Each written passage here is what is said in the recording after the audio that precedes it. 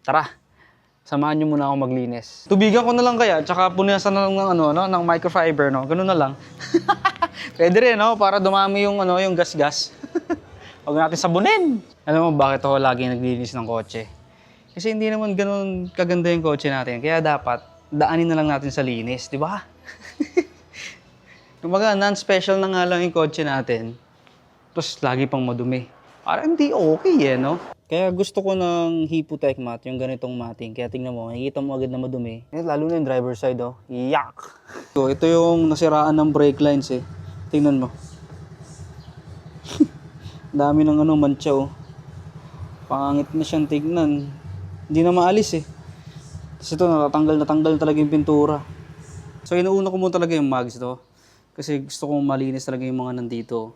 Ito yung mga singit ng fender liner. Kahit anong linis kasi, since plastic material, namumuti, di ba? Mga ganun eh. Kaya ito, pinalitan ko na rin ng ibang fender liner. Kumbaga aftermarket na rin. So baka ako lang yon. Ako lang yung nagmamiarte. Feeling kasi ko eh. Ito yung isa sa mga pinakagusto ko talaga eh. Yung ganitong itsura. Satisfying kasi yun, no? Kala mo, parang ang linis ng kotse mo talaga eh. So, nagsisimula ako sa taas, kalahati ng taas kasi may yung bias ko, hindi abot. Yan, tapos itong salamin, kalahati ng salamin, tapos sa pinto, kalahati lang din. Yan, gano'n. Tapos, bababa na. Sa baba naman. Kasi ito yung lagi ko nahuhuli. Kasi, minsan, mainit pa yung hood. Natutuyo agad yung sabon. Pagkasabon, tuyo agad. Ito yung isa sa mga pag lowered ka, yung ganito, hindi mo masyadong malilinis kasi nga nakadikit yung gomer, yung gulong natin. So ginagawa ko, ganyan ko na lang siya.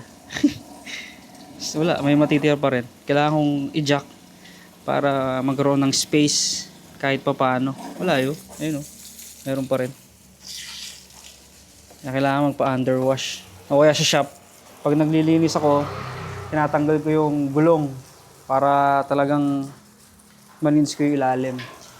It's bonus time! Bang! Laki. Ito yung nabili ko sa online. Sa TikTok shop. Yan o, ganyan kadali. Mas masaya ito pag nasa bubong na. Yeah! O diba liit ko? Ulo lang kita. Tapos naka-wide pa. Tayo na yun talaga. May nagsabi sa akin, pag magpupunas, huwag masyado madiin. Yung tamang hagod lang ba? Yan, ganyan pa. Pasada lang, pasada. Huwag lalagyan ng diin yung punas. Hindi ko alam kung bakit pero yun ang sabi. Yan o. Ito na yung Hipotec natin. Yung mating dalawang harap kasi yung sa likod, hindi mo masyado nagagamit.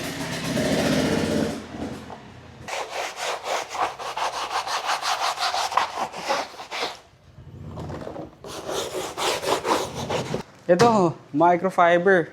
Galing sa sa SNR. Parang 700 pesos. Ilan ba to?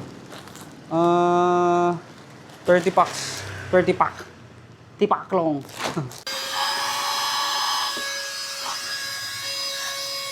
So dito naman sa upuan ko, microfiber pa rin tapos semi-basa.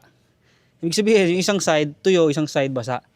Kahit nung hindi pa ako naka aftermarket na upuan, talagang ginagawa ko na yun. So, isa sa mga pinaka-favorite kong part, maglagay ng tire block. Kasi pag may ganito, nakakabilis at nakakaganda ng kotse.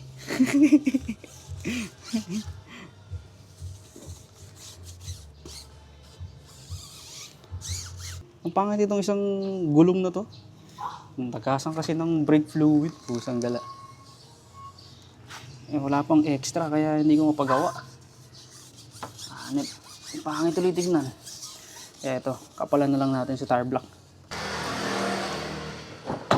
So gano'n ka kaarte, i-atras mo para pumantay yung tire block.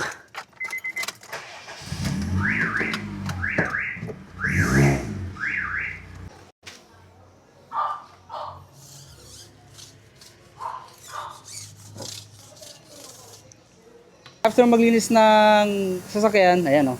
Meron tayong 99% antibacterial, no? Parang ano yan, back to zero, ayan o. Until natin matapos. So ayun na, medyo malabo pa sa loob kasi yung nilagyan natin antibacterial, no? So kung gusto nyo matry ito, andyan lang yan ha. Dali! Check to sa TikTok ko. Tada! Ayun na, nilabas ko para makita ko kung malinis nga talaga siya. Ang daming swirl marks ito. Sobra. O, diba? Ayan o. O. Kala mo, maganda sa, ano eh, no? Maganda sa personal eh. Maganda lang po sa video yan kasi may daya yung video natin. Ready tsura na. Yung pag-bagong linis. Kaya ang sarap ng ano eh, masarap tignan pag-bagong linis yung kotse. Pero kitang-kita ko agad yung mga ano, mga hindi okay oh. Dito may pintura na ano, yung tagas. Ito may gas-gas. Ito rin may gas-gas. Lalim ito oh. Ay nako, ito pa, isa pa oh.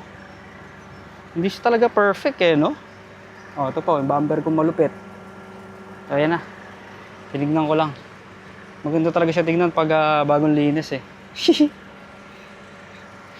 Yan lang.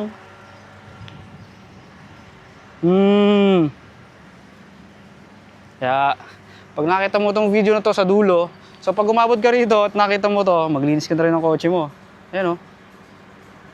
So okay din pag may mga extra oras kasi nakakapaglinis ng sasakyan, no? Tapos, syempre, yung linis natin, suwabing-suwabe. Kumbaga, talagang lahat na singit, no? Singit na naman yung word.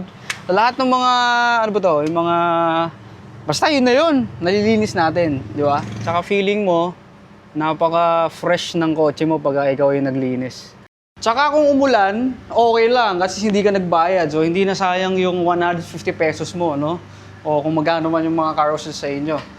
So, well, kung umabot mga kayo dito, like, follow, and subscribe. Babush!